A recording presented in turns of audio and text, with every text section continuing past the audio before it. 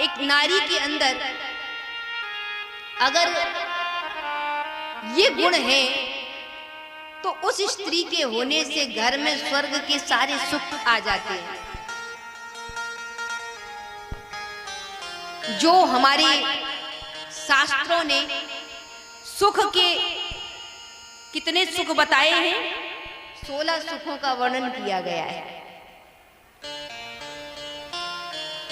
16 सुख हमारे शास्त्रों ने बताए हैं। उन 16 सुख में पहला सुख निरोगी काया, दूजा सुख घर में हो माया, तीजा सुख कुलवंती नारी, चौथा सुख सुत हो आज्ञाकारी। चौथा सुख है कि आपके घर में आपका पुत्र जो है वो कैसा हो, आज्ञा पालन करने वाला।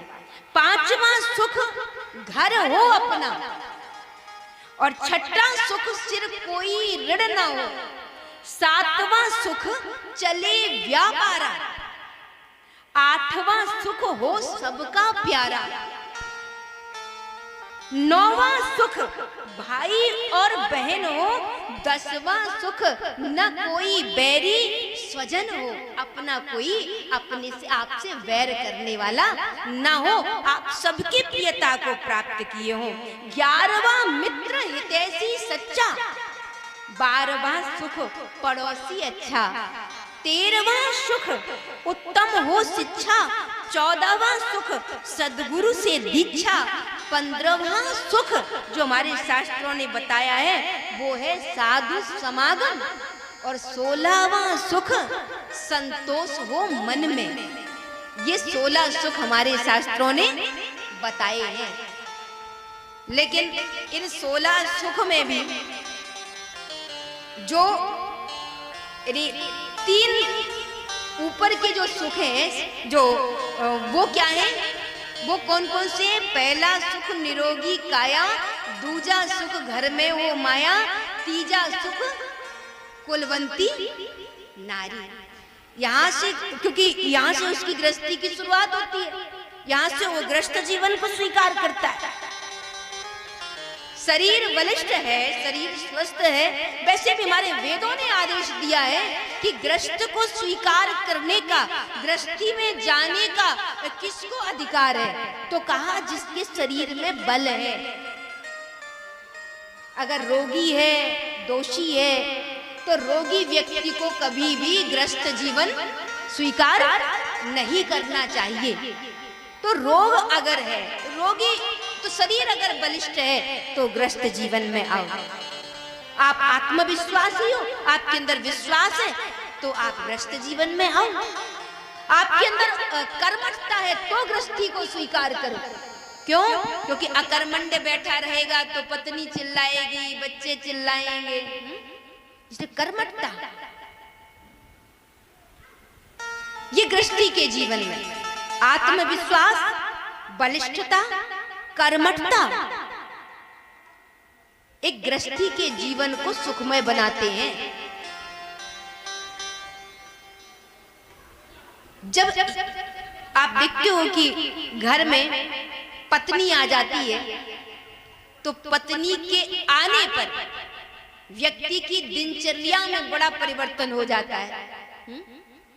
जो कहीं भी कभी भी इधर उधर घूमना फिरना, बेकार इधर उधर उठना बैठना, धर्म पत्नी के आने से एक गृहस्थ जीवन में नियम आते हैं।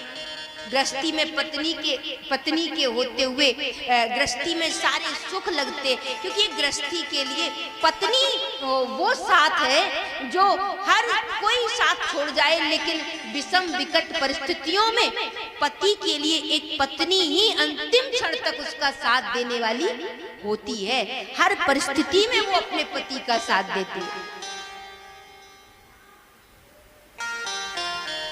तो एक स्त्री का जो होना, एक पत्नी का होना, घर में गृह लक्ष्मी का होना, उसकी सर्वगुण संपन्नता, उसके सद्गुण, उसका उस घर के सौभाग्य का जैसे अभिवर्धन करते हैं, तो अगर स्त्री का स्वभाव अनुकूल हो,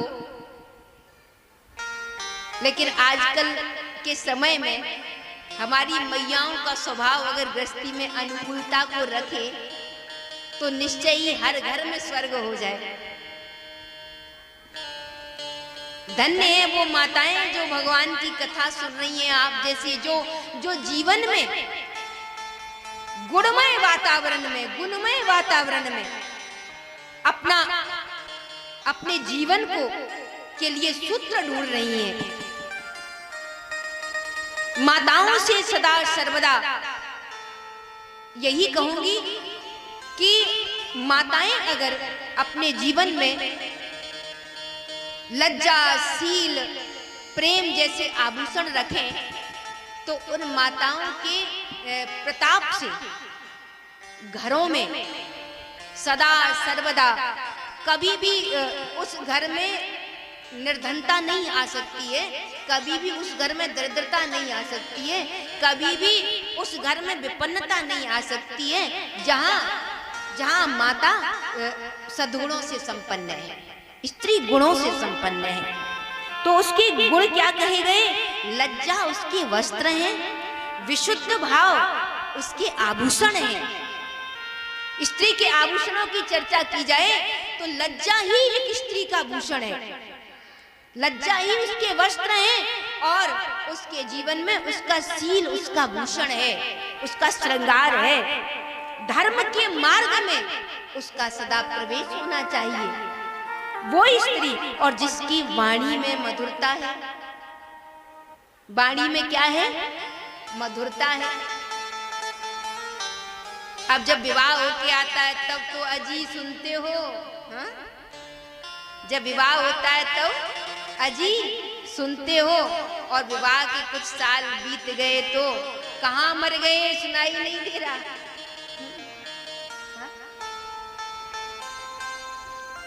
वो कहते हैं कि फोन पे शुरू में तो जब बात होती ना फोन पे तो ऐसी फूंक जैसी आवाज निकलती है, बिल्कुल।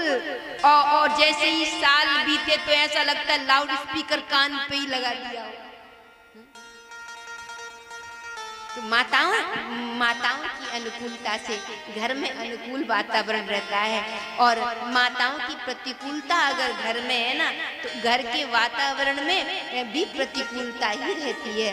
तो माताओं से ही दुनिया में संबंधों में सदा प्रियता जिंदा रहती है, प्रियता मौजूद रहती है। तो माताओं को अपना स्वभाव कभी नहीं छोड़ना चाहिए।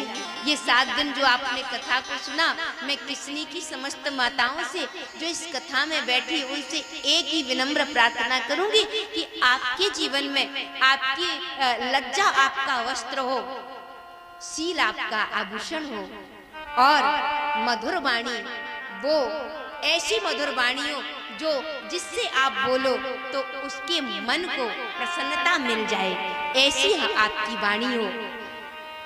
अगर ऐसा है तो गृहस्थी परम सुखपूर्ण होती है। तो गृहस्थ का जीवन एक पत्नी की अनुकूलता से बड़ा सुंदर और स्वर्गमय होता है। और अगर पत्नी कैसी हो? चिड़चिड़े स्वभाव वाली हो, पत्नी का स्वभाव चिड़चिड़ा हो, पत्नी का स्वभाव गुस्सैल हो, पत्नी अगर क्रोधी हो, जरा सी बात पर अगर पत्नी झगड़ा करने वाली हो, 4 रोटियों के परोसने के साथ साथ 40 चिंताएं परोसने वाली हो, तो ऐसी पत्नी वो उस गृहस्थी के लिए सुखकर नहीं होती है। तो पत्नियों का धर्म, पत्नियों का ये ऐसा स्वभाव, ऐसा जीवन, ऐसे गुण होने चाहिए कि वो अपने स्वभाव से सबकी प्रिय बन जाएं। ऐसा स्वभाव गुण होने चाहिए।